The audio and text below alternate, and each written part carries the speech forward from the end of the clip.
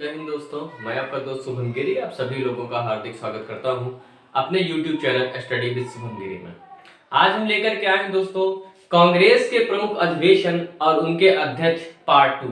Part 1 में जो हमने बात की थी वो 1905 के बनारस अधिवेशन तक हमने बात की थी और आपको बताया था कि गोपाल कृष्ण गोखले ने पहली बार कांग्रेस के किसी अधिवेशन की दोस्तों अध्यक्षता की थी। अब आज आप कल के लिए दोस्तों हम लाए हैं पार्ट 2।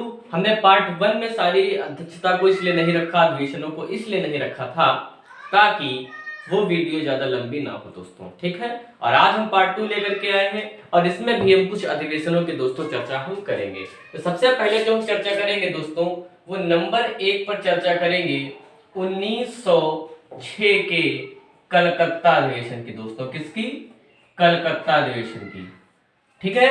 तो सबसे पहले आपसे ये पूछेगा कि 1906 का अधिवेशन दोस्तों कहां हुआ था, तो कलकत्ता में हुआ था। दूसरा सवाल ये पूछेगा इसकी अध्यक्षता किसने की थी, तो इसकी अध्यक्षता दोस्तों की थी दादा भाई नौरोजी ने। किसने की थी? दादा भाई नौरोजी ने की थी। सवाल एग्जाम में यहां से एक जो अति महत्वपूर्ण बनता है वो ये बनता है कि पहली बार स्वराज्य शब्द का प्रयोग दोस्तों, कौन सा? पहली बार स्वराज्य शब्द का प्रयोग किस अधिवेशन में किया गया था, तो 1906 के कलकत्ता अधिवेशन में किया गया था दोस्तों। और इसकी जो अध्यक्षता की थी वो दादा भाई नौरोजी ने की थी, ठीक है दोस्तों। चलिए दूसरे अधिवेशन की बात कर लेते हैं दोस्तों। दूसरा हमारा सवाल जो बनता है वो बनता है 1911 का दोस्तों अधिवेशन। 1911 का अधिवेशन कहां हुआ था? ये भी दोस्तों आपका कलकत्ता में ही हुआ था। कहां हुआ था? कलकत्ता में हुआ था। और इसकी अध्यक्षता किसने की थी, तो इसकी अध्यक्षता की थी पंडित विशन नारायण दर ने। किसने की थी दोस्तों? पंडित विशन नारायण दर ने इसकी अध्यक्षता की थी। और इस अधिवेशन से जो सबसे महत्वपूर्ण सवाल बनता है वो ये बनता है कि कांग्रेस के मंच से पहली बार दोस्तों जनगण मन गाया गया। क्या गाया गया? जनगण मन गाया गया। और ये किसने गाया था? रविंद्रनाथ टैगोर ने दोस्तों गाया था। तो याद रखिएगा, आपसे सवाल पूछे कि जनगण मन पहली बार कांग्रेस के मंच से कब गाया गया, तो दोस्तों जो पहली बार जनगण मन गाया गया कांग्रेस के मंच से वो 1911 के कलकत्ता अधिवेशन में गाया गया। और इसकी अध्यक्षता दोस्तों पंडित विशन नारायण दर ने की थी। नंबर 3 पर दोस्तों हम बात करेंगे 1912 का अधिवेशन हुआ था आपका एक बांकीपुर अधिवेशन दोस्तों। बांकीपुर दोस्तों कहां पड़ता है? पटना में पड़ता है। कहां पड़ता है? पटना में पड़ता है। और अगला सवाल पूछेगा कि आपसे कि इसकी अध्यक्षता किसने की थी, तो इसकी अध्यक्षता दोस्तों की थी रंगनाथ मुधोलकर जी ने। किसने? रंगनाथ मुधोलकर जी ने इसकी अध्यक्षता दोस्तों की थी। और इस अधिवेशन में एक तो सवाल ये बनता है कि ए.ओ. ह्यूम को, क्या दोस्तों? ए.ओ. ह्यूम को क्या किया? कांग्रेस का पिता घोषित किया गया। किसका पिता? कांग्रेस का पिता। सवाल पूछेगा कि कांग्रेस ने ए.ओ. ह्यूम को कांग्रेस का पिता किस अधिवेशन में घोषित किया दोस्तों, तो 1912 के बांकीपुर अधिवेशन में जो आपका पटना में हुआ था। और जो दूसरा सवाल यहां से बनता है कि पहली बार पंडित जवाहरलाल नेहरू दोस्तों, कौन?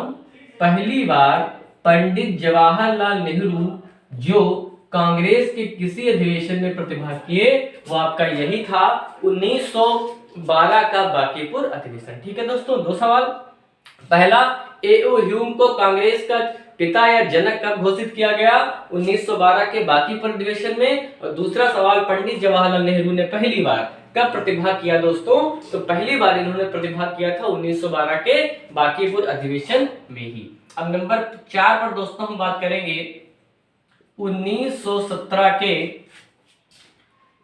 कलकत्ता अधिवेशन में। कहां?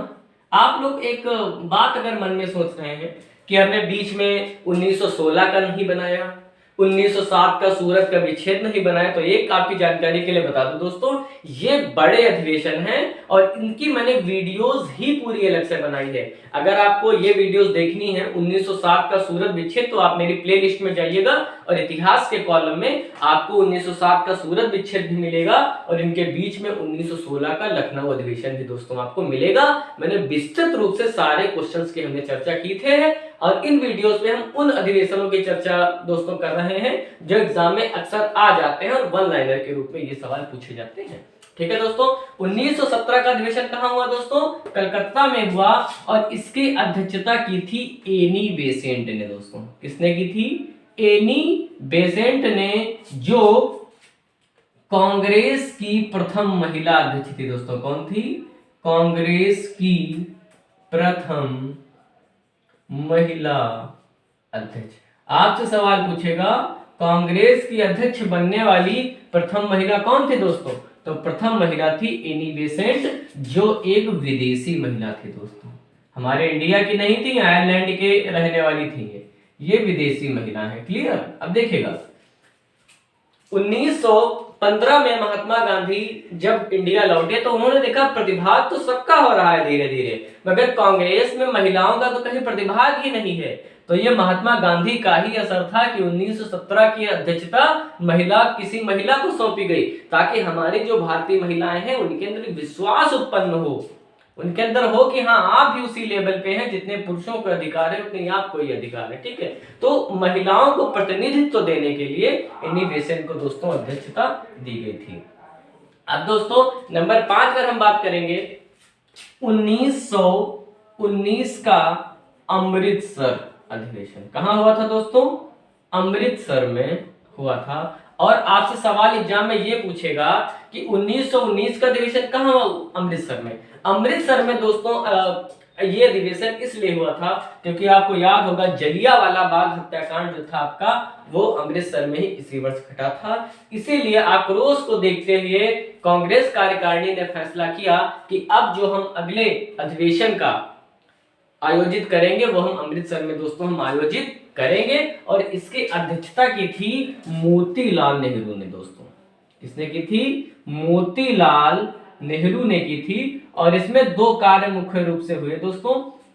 एक कार्य तो यह हुआ कि अमृतसर हत्याकांड की निंदा की गई। क्या की गई? अमृतसर हत्याकांड की निंदा की गई। और नंबर 2 ये था कि जो आपका खिलाफत आंदोलन चल रहा था दोस्तों, ठीक है, खिलाफत आंदोलन का क्या किया गया? समर्थन किया गया। खिलाफत आंदोलन को कांग्रेस ने क्या किया? अपना पूरा समर्थन दिया दोस्तों। ठीक है, महात्मा गांधी ने देखा कि ये सही टाइम है कि अब हिंदू और मुसलमानों को साथ में लेकर के एक बहुत बड़ा आंदोलन अंग्रेज गवर्नमेंट के खिलाफ दोस्तों हम खड़ा कर सकते हैं। अब दोस्तों अगले अधिवेशन की अब हम बात करेंगे तो वो है आपका 1920 का अधिवेशन। कौन सा दोस्तों? 1920 के अधिवेशन की अब हम चर्चा करेंगे दोस्तों। और ये आपका कहां हुआ? ये भी आपका कलकत्ता में हुआ।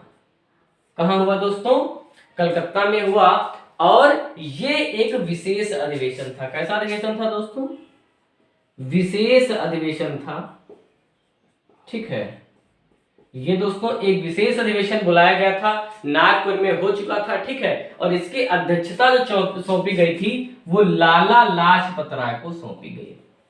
लाला लाजपत राय। सवाल यह पूछता है कि लाल बाल पाल में वह कौन सा नेता था एकमात्र जिसने कांग्रेस के किसी अधिवेशन की दोस्तों अध्यक्षता की? तो वो आपके लाला लाजपत राय थे, जिन्होंने 1920 में कलकत्ता में, ये दोस्तों विशेष अधिवेशन था, रेगुलर वाला आपका नागपुर में हुआ था। ठीक है, इसकी अध्यक्षता किसने की थी? लाला लाजपत राय ने की थी। और एक गर्म दलीय में देखें तो एकमात्र दोस्तों लाल बाल पाल और अरविंद घोष में थे जिन्होंने कांग्रेस के किसी अधिवेशन की अध्यक्षता की थी। और एक पॉइंट की और हम बात करेंगे दोस्तों, ये था आपका 1921 में दोस्तों। 1921 का जो अधिवेशन आपका हुआ था ये दोस्तों हुआ था अहमदाबाद में। कहां हुआ था? अहमदाबाद में। और इसकी अध्यक्षता की थी हकीम अजमल खान ने दोस्तों। किसने की थी? हकीम अजमल खान ने। ठीक, विशेषता ये है इनकी, इसमें सवाल ये पूछेगा कि ये दोस्तों कार्यकारी अध्यक्ष थे। कैसे अध्यक्ष थे? कार्यकारी अध्यक्ष का मतलब ये होता है कि जो अध्यक्षता है वो हकीम अजमल खां को नहीं दी गई थी, जो अध्यक्षता सौंपी गई थी वो सीआर दास को सौंपी गई थी। दोस्तों किसको? सीआर दास को सौंपी गई थी। मगर जो सीआर दास थे ये जेल में थे। दोस्तों कहां थे? ये जेल में थे।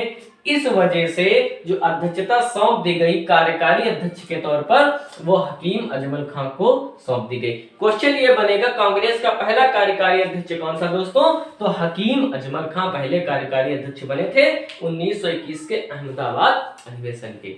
तो ये दोस्तों आज की हमारी वीडियो थी, आज के हमारे मुख्य बिंदु थे।